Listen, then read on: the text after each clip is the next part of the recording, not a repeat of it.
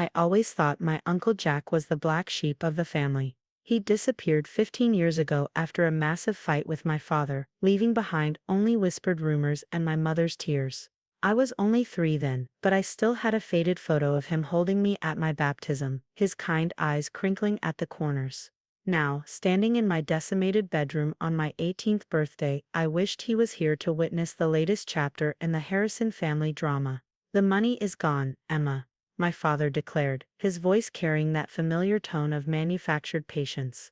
We transferred your college fund to Madison's account last week. Madison, my stepsister of 2 years, daughter of my father's new wife, Catherine. The same Madison who'd just been accepted to Princeton with her mediocre grades and suspiciously perfect admissions essay. That was my money, I said, trying to keep my voice steady. Mom and Dad saved it for me since I was born. How can you just give away $180,000 without even asking me? Catherine stepped forward, her expensive perfume clouding the air. Madison needs it more, sweetheart. Your grades are so good, you'll easily get scholarships. Right, because I'd spent the last 4 years maintaining a 4.0 GPA, serving as editor of the school paper, and winning national writing competitions, while Madison spent her time posting Instagram photos from shopping sprees and yacht parties. I already got accepted to Columbia's journalism program, I reminded them. The scholarship only covers half the tuition. Then maybe you should consider state school, my father suggested. Or take a gap year to work. I stared at him, this stranger wearing my father's face. Before my mother's death 3 years ago, he'd been different, proud of my achievements, supportive of my dreams. Now he seemed to exist solely to make Madison's life easier. Mom wanted me to go to Columbia, I said quietly. We planned it together. Your mother isn't here, Catherine cut in sharply. And we need to focus on what's best for the family now. The family. Because Madison and Catherine, with their designer clothes and social climbing ambitions, were more family than my dead mother's dreams for her only daughter. I left the house before I could say something unforgivable, driving aimlessly through our Boston suburb until I ended up at the public library. My sanctuary since childhood. Mrs. Chen, the elderly librarian who'd known me since I started reading chapter books, took one look at my face and wordlessly handed me a tissue. Bad day? They gave away my college fund, I said, sinking into my favorite armchair in the reference section. All of it. To Madison, Mrs. Chen's eyes narrowed behind her glasses. The money your mother saved for you, can they do that legally? Apparently Dad's name was on the account too. I pulled out my laptop, opening the Columbia acceptance letter I'd read 100 times. I don't know what to do now. Perhaps this arrived at the right time then, she said, reaching under the desk and pulling out a thick envelope. It came for you this morning. Special delivery. The envelope was cream-colored, expensive-looking with my name written in elegant handwriting. The return address was from a law firm in Switzerland. Switzerland, I muttered, carefully opening it. Inside was a letter, dated exactly 1 week ago. Dear Emma, if you're reading this, it means you've turned 18, and I'm still not there to celebrate with you. I'm sorry for that, sorrier than you'll ever know. But perhaps this letter will help explain why I left, and why I've spent the last 15 years preparing for this day. Your father probably told you I abandoned the family after a disagreement. The truth is more complicated. I discovered something in 2008, something about Harrison Investment Group's private banking division. Your father was helping certain clients hide money through elaborate offshore schemes. When I confronted him, he gave me a choice: stay quiet and keep my position as CFO, or leave and be destroyed. I chose to leave, but I didn't go quietly. Before I left, I gathered evidence of everything. Banking records, client lists, transfer documents, 15 years of financial fraud. I took that evidence to Switzerland, where I began building something new, something honest. What your father doesn't know is that I've been watching over you all this time. I saw how brilliant you became, how much like your mother in your passion for uncovering truth. I also saw how things changed after she died. So I made arrangements. Enclosed you'll find documents for an account at Bergman Private Bank in Zurich. I opened it the day you were born, and I've been adding to it ever since. As of last week, the balance was just over $5 million.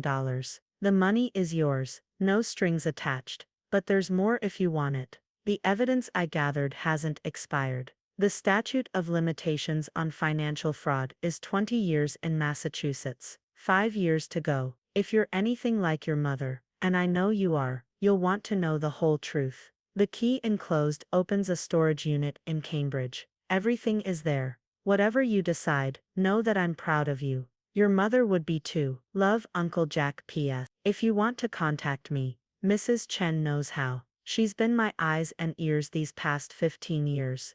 I looked up at Mrs. Chen, who was trying very hard to appear absorbed in her computer screen. You knew my uncle all this time. She smiled slightly. Jack Harrison is a good man. He never stopped looking out for you. My hands shook as I examined the other documents in the envelope. Bank statements, account numbers, security codes, and a small silver key. The storage unit, Mrs. Chen said, is at Secure Storage on Memorial Drive. Unit 1042. She paused. Jack said you'd know what to do with what's inside. I sat there for a long time, reading and rereading the letter. $5 million. Enough for Columbia. Enough for graduate school. Enough to never need anything from my father or Catherine again. But it was the other part that kept drawing my attention. Evidence of fraud. My father's crimes preserved in whatever waited in that storage unit. My phone buzzed. A text from Madison. Daddy's taking me to Princeton next week to look at apartments. Want to help me shop for dorm stuff? We can use your car since mine's in the shop. I didn't reply. Instead, I opened my laptop and started researching offshore banking fraud and statute of limitations. Mrs. Chen appeared with a stack of financial journals.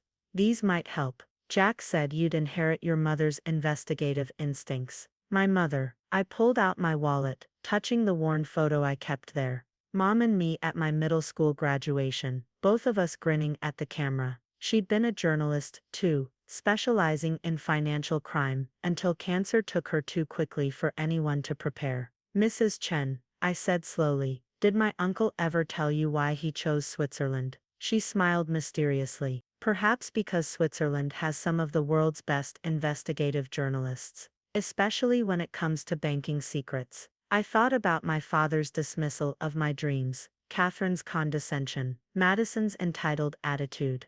I thought about my mother's passion for exposing truth, and Uncle Jack's 15-year wait to deliver justice. I need to make some calls, I said, pulling out my phone. Starting with Columbia's study abroad office. Switzerland is lovely in the fall, Mrs. Chen remarked casually. And Zurich has excellent journalism programs. The next morning, I drove to the storage facility in Cambridge. Unit 1042 was climate-controlled, tucked away in a corner of the building. The key turned smoothly in the lock. Inside, arranged with meticulous precision, were dozens of boxes. Each was labeled and dated, containing what looked like 15 years of banking records, client documentation, and transaction histories. But it was the item on top that caught my attention. A leather-bound journal, with my mother's distinctive handwriting on the cover. Harrison Investment Group Investigation, 2008 inches. My mother had known. She'd been investigating the same fraud Uncle Jack discovered.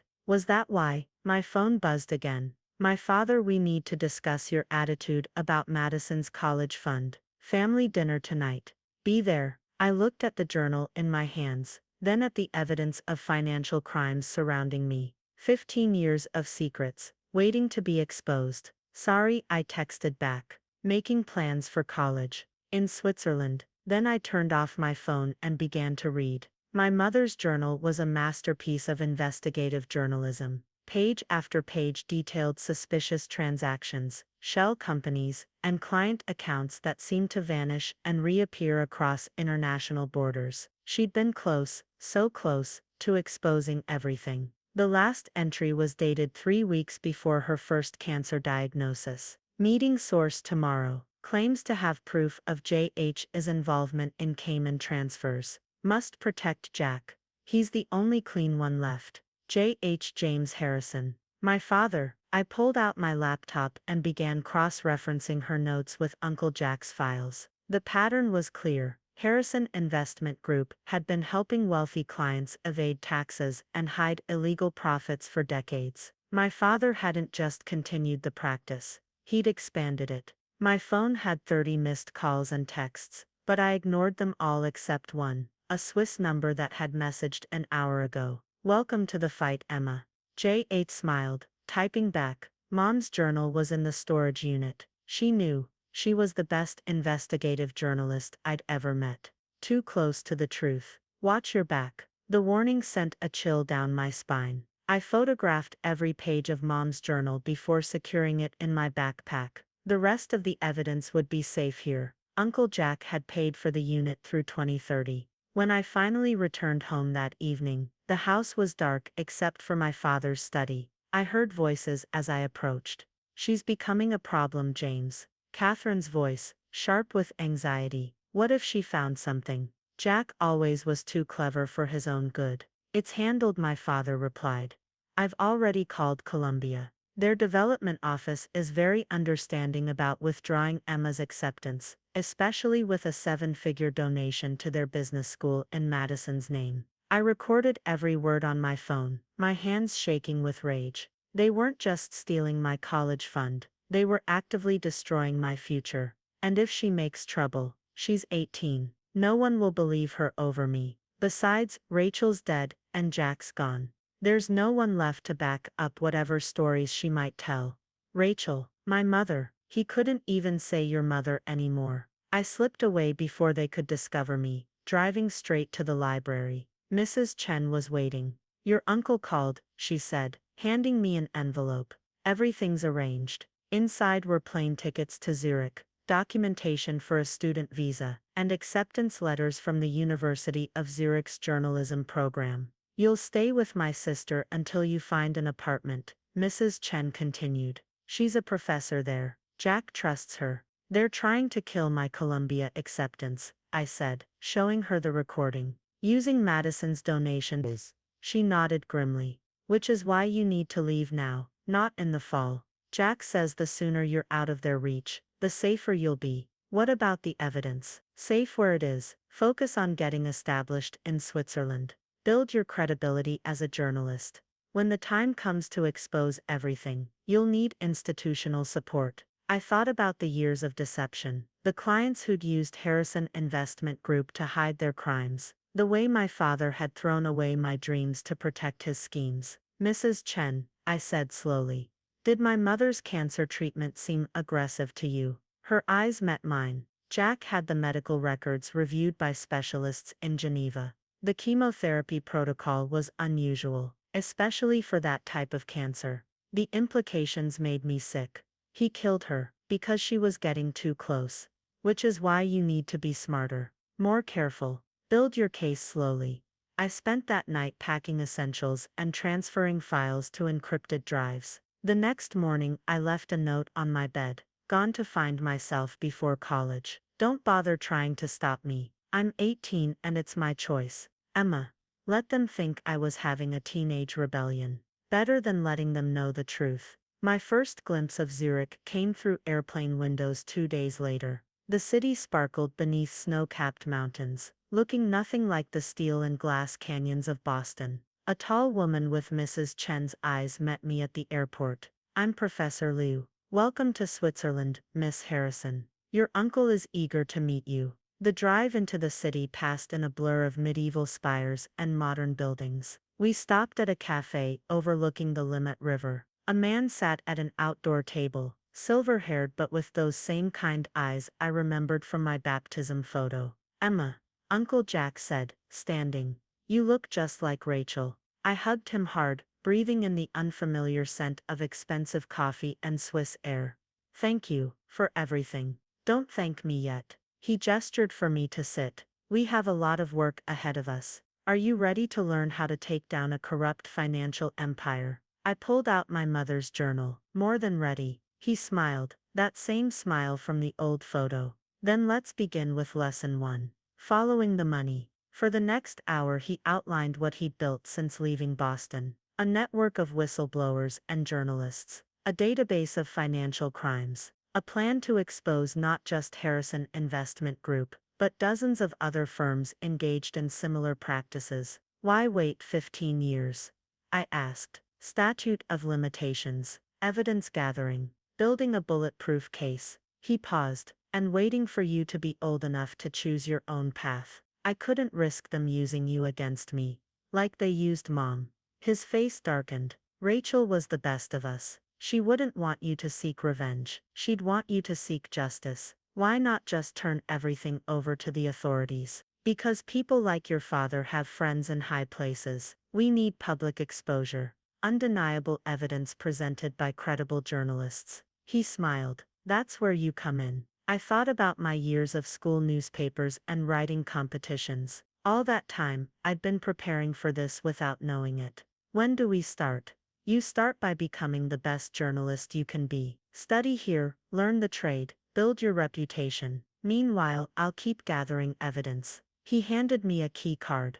Your apartment is ready. Top floor, excellent security. The doorman is ex-Swiss Guard. I stared at the key card. You've really thought of everything. I had 15 years to plan. He touched my mother's journal. Rachel would be proud of you. She always said you had the truth seeker's spark. That night, in my new apartment overlooking the city, I opened my laptop and began writing. The truth about Harrison Investment Group isn't just about money. It's about power, corruption, and the lengths some people will go to hide their crimes. This is the story of how a family's dark secrets led to murder, betrayal, and a 15-year quest for justice. My phone buzzed. My father again. This time I answered. Where are you? He demanded. Finding my own path, I replied calmly. Isn't that what you wanted? For me to be independent. Stop being childish and come home. We can discuss Colombia. No need. I'm already enrolled in university. In Switzerland. The silence that followed was deafening. Switzerland. His voice had lost its authority, replaced by something close to fear. Say hello to Uncle Jack for me, I said sweetly, and hung up.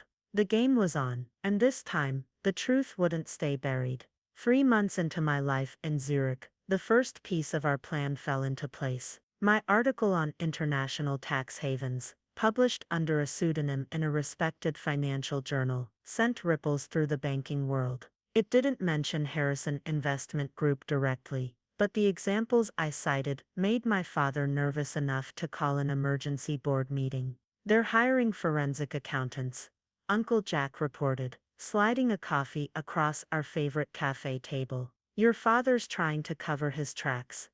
Too late, I smiled, opening my laptop to show him the encrypted files. Every move they make is just creating more evidence. The auditor's reports go straight to our contacts. I'd spent my first semester not just studying journalism, but learning the intricacies of international banking law. My professors, carefully chosen by Uncle Jack, were experts in exposing financial fraud. They taught me how to follow money trails, decode suspicious transactions, and most importantly, how to present evidence that would stand up in court. Madison dropped out of Princeton. I mentioned checking my sources' latest updates. Apparently the academic pressure was too stressful, and the money transferred to accounts in the Caymans. Catherine's getting nervous too. She's been meeting with divorce attorneys. Uncle Jack nodded. Rats leaving a sinking ship. Your father's lost 5 major clients this month alone. They can smell trouble coming. The trouble he referred to was our masterpiece, a comprehensive exposé, scheduled to run simultaneously in 3 major international newspapers next month. Every transaction, every illegal client, every hidden account would be revealed. But first we had one more piece to play. Mom's medical records arrived from Geneva, I said quietly, pulling out a thick folder. The oncologists confirmed it. Her chemotherapy protocol wasn't just aggressive, it was lethal. Someone deliberately altered her treatment plan. Uncle Jack's face hardened. We can prove it. 3 independent experts ready to testify. Plus, I found something interesting in Dad's private emails from 2010. I showed him the message chain. He knew Mom was investigating the firm. The day before her diagnosis, he met with a doctor who's now living very comfortably in Dubai. The statute of limitations on murder never expires, he said softly. Are you ready for that fight? I touched the locket containing Mom's photo that I always wore. She deserved justice. They all do. The next week, I received a text from Madison. Dad's going crazy. The board wants to force him out. Please come home and talk sense into him. I didn't reply, but I did forward the message to our contact at the SEC. Any board discussions about removing my father would be relevant to their investigation. Catherine tried next, her message dripping with fake concern.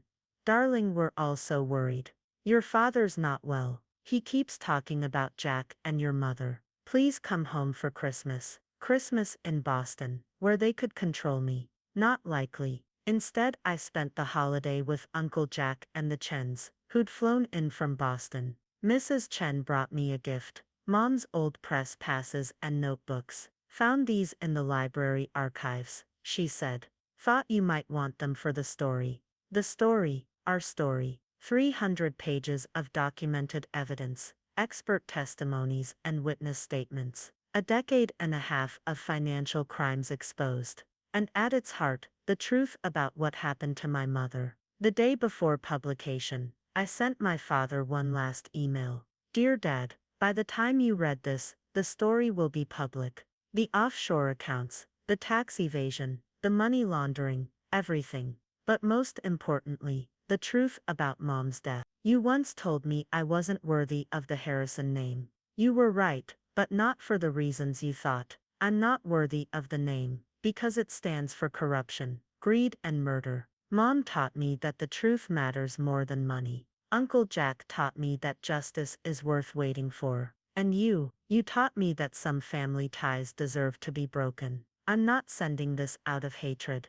I'm sending it because Mom believed in giving people one last chance to do the right thing. This is yours. Goodbye, Emma. The story broke at midnight Zurich time. By morning, Harrison Investment Group stock had plummeted. Federal agents were raiding offices in Boston, New York, and London. And my father was being led out of his house in handcuffs, Catherine watching from the window as reporters swarmed the lawn. Multiple federal charges, Uncle Jack reported, watching the news feeds. Securities fraud, tax evasion, money laundering. The DA is reviewing the evidence about Rachel's death. I nodded, too emotional to speak. On my screen the story continued spreading. Other journalists were picking up leads, finding more victims, uncovering more crimes. The house of cards was falling. Madison tried calling once more. How could you do this to us? To Daddy, we're family. No, I texted back.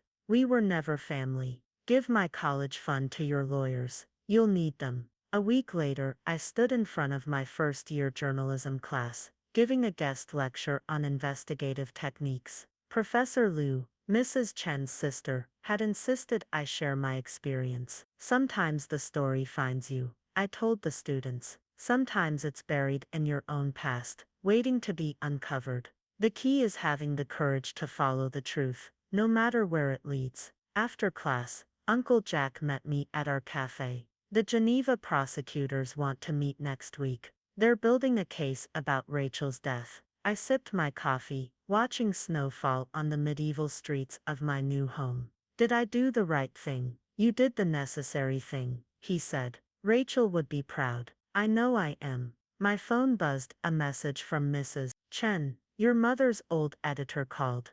The Columbia School of Journalism wants to create a fellowship in her name for students investigating financial crimes. I smiled through tears. Mom always said the truth has a way of coming out. Speaking of truth, Uncle Jack said, there's something you should know. He pulled out an old photograph. Mom and him as teenagers. Rachel wasn't just my sister-in-law. She was my best friend. We started investigating Harrison Investment Group together, back in college. Your father didn't know when he married her. Is that why you waited so long to act?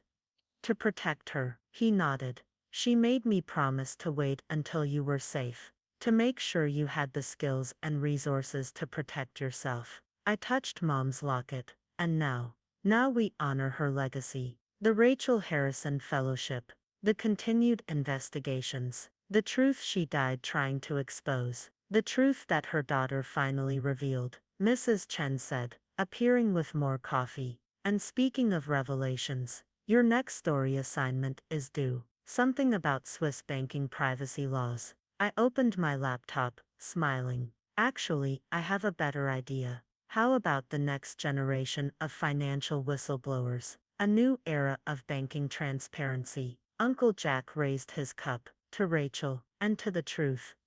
To Mom, I echoed. And to justice. Outside, snow continued falling on the city that had given me refuge, purpose, and a chance to right old wrongs. Somewhere in Boston, my father faced the consequences of his crimes. But here, in this moment, I was exactly where I needed to be. The truth had finally set us all free.